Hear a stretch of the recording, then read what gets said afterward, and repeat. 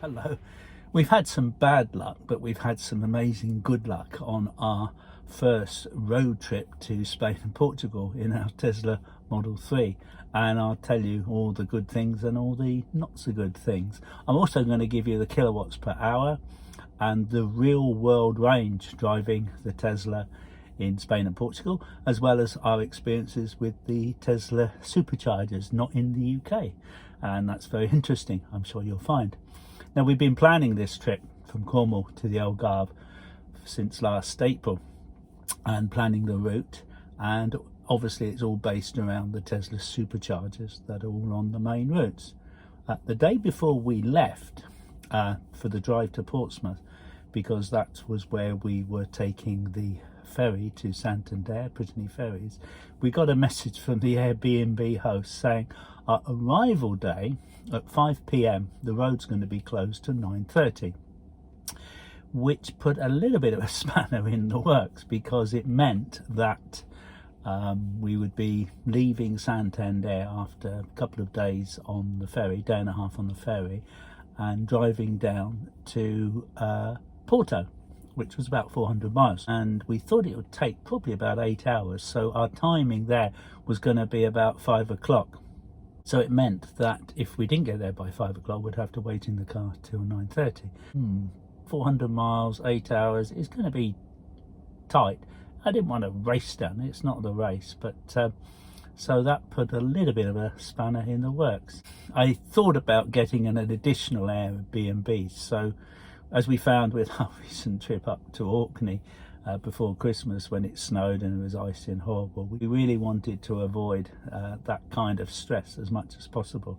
And I considered another Airbnb, but I just thought, well, it's just another place to find. The Tesla GPS system is great, but sometimes can be stressful at night, and the thought of being in a strange city 9-10 o'clock at night trying to find somewhere was not my ideal. So I thought 400 miles in 8 hours was doable if everything went to plan. So we started our trip from Cornwall driving to Portsmouth for the Santander ferry, and it takes about 30 hours. In summer it only takes about 20 hours from Plymouth to Santander.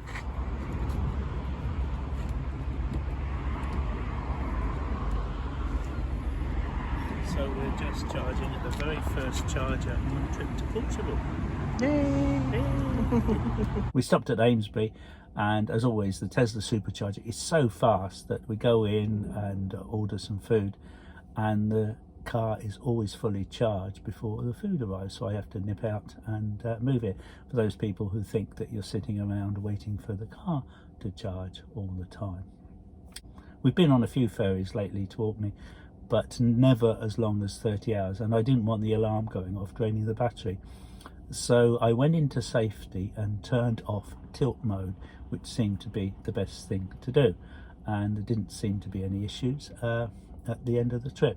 We had a good sea crossing, the English Channel and the Bay of Biscay, we could see from our small cabin, and I must admit I did sleep for much of the day. It was a bit choppy around the Brittany coast.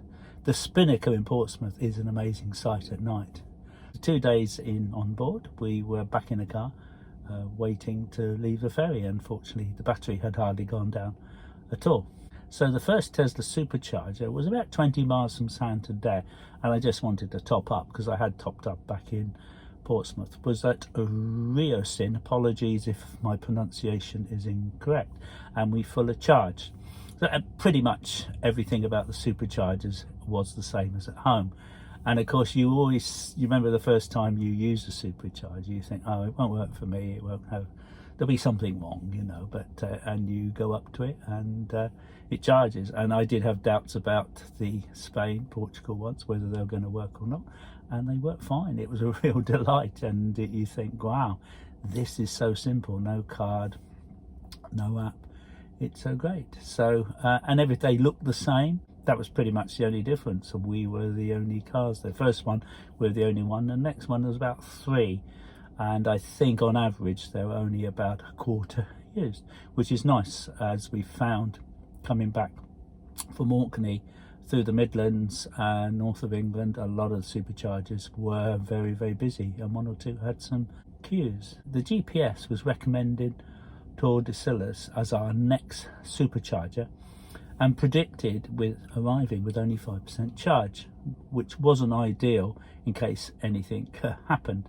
Now the alternative was taking the coast road, but when I looked closer I could see that the roads were nowhere near as good, lots of bends. So I thought, okay, we'll take it, it's not ideal, but we'll take it nice and easy to Tordesillas in Spain, where it was predicting only 5%. And as I drove carefully, that percentage soon went up, and at one point it got up to 10%. So we went into the hotel and had a really good cappuccino while the car charged up. It's so nice to have it delivered in person and to your table, and a piece of cake. Very, very nice it was. So we just had a really nice coffee in Tordesillas and with a fireplace, and it was really nice. Really nice. Wasn't it good? Yes. Keep us nice going. Start. Yeah. We were down to 4% on the getting here, which is far from ideal, but we're keeping an eye on it. It got up to 8 or 9. You don't really want to be down to that low in a foreign country, but never mind. The next one would be, it's only an hour, and that's will still be at 65% according to this. So that's what you want. You need a little bit more margin of error. So anyway, onwards and upwards, off we go to our next stop as we travel west towards Portugal. Jen helps me navigate, and that's a big help. And she also can see with the next supercharger coming up, the facilities, whether it does coffee, food, and whether there's a hotel. And then the next supercharger, she noticed that there was a hotel. And just as it got foggy, she said, do you think we should have a look to see whether or not they have a room or not? And so as it was getting foggy, we thought, yeah, why not? The room was €90, but also they had a Tesla destination charger, which meant that would be free. So the €90 less 25 euros meant we were getting the room for only about €65, and I always like a bargain. So I plugged in. The Penna Park Hotel was an absolute delight with its swimming pool, sauna and steam room. Of course, having been there the once, we're definitely going back. It was so good. So I decided 400 miles is too much to drive in future. I'm going to reduce the number of miles we drive, and we'll definitely go back to the Penna Park Hotel. It was really quite a delight with all its facilities. Loved it so much. Definitely going back. So we did actually get to the Airbnb in Porto a day late, where the host was apologetic. But after last night's hotel, everything would be a letdown after that amazing hotel. The apartment is fine, but it is the first Airbnb we've been to that the owner wouldn't let me charge up the Tesla. It's not very far, and might possibly need the extension, but there's no one in the way of it, and there are no Tesla superchargers close to us. In England, Scotland, Wales and Orkney, everyone has always said, yep, not a problem. I did offer to pay. There are a lot of cats around. Whether he thinks that it may harm them, I don't know, but it's okay, because it means we just park up, which is fine for me, and we can walk around Porto and get plenty of exercise. Had he allowed me to charge up, I may have sort of driven a bit further afield, but that's up to him. It is an Airbnb we won't come back to again. The next supercharger is about 62 miles, and I've got 176 miles of juice, so that's pretty good. Some of the cats seem happy sleeping on the Tesla, as long as they don't scratch it. The Airbnb here in Porto is closer to the city, and I manage, so we do walk everywhere, and there's lots of places to eat, drink, and that's really good. Porto's a beautiful city, and I think you should visit it. So the cost of charging from Cornwall to Portsmouth, and then from Santander to northern Spain, driving in a standard range Tesla Model 3 was £80 at Tesla superchargers. And of course we had the free destination charger, and we've done in total 687 miles, so that works out at 11.6p a mile.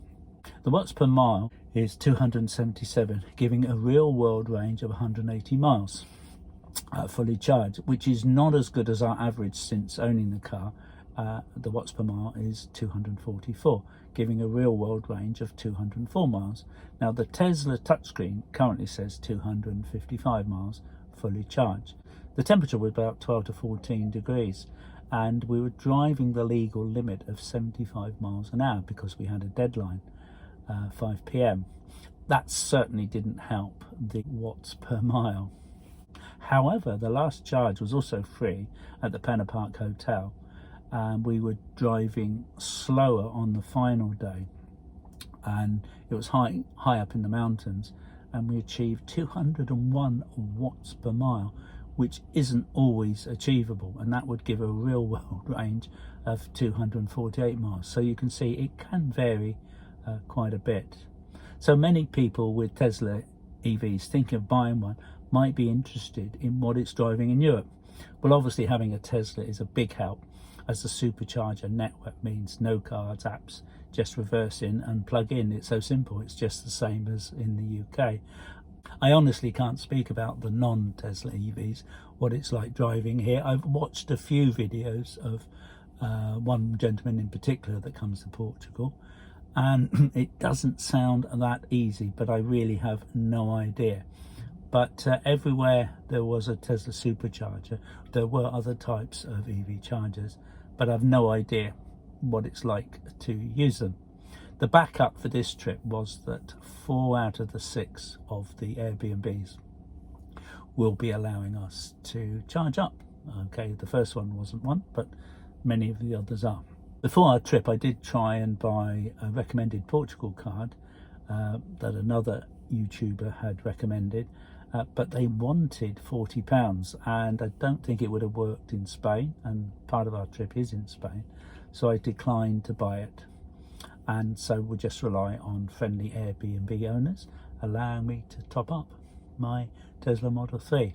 Our second supercharger in Spain, we were down to only 4%, but I would never start a trip with such a low percentage. It started at 10% and then it did get higher to 13%, and then it went down over a period of time, me driving at 75 miles an hour, to 4%. But we were very close to getting to the supercharger, so you can kind of manage it. Now you might be thinking a long range Tesla would be better, and you're right. But so far for us, the standard range has been fine, and I haven't got stressed worrying whether we would run out of charge or not. You could of course take the Brittany ferry to Santander and stay in and around the Basque area of northern Spain, closer to the Tesla superchargers.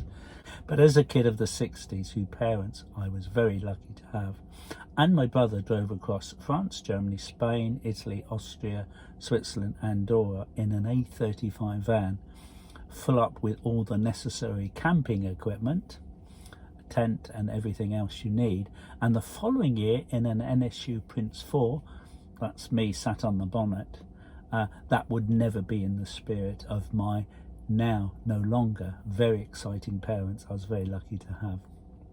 So I hope you can like if you did, and please subscribe and hit that notifications bell, and you'll be notified of when we post our next Portugal road trip, heading down to Faro in the south in a few days time, and I wonder what adventures await us.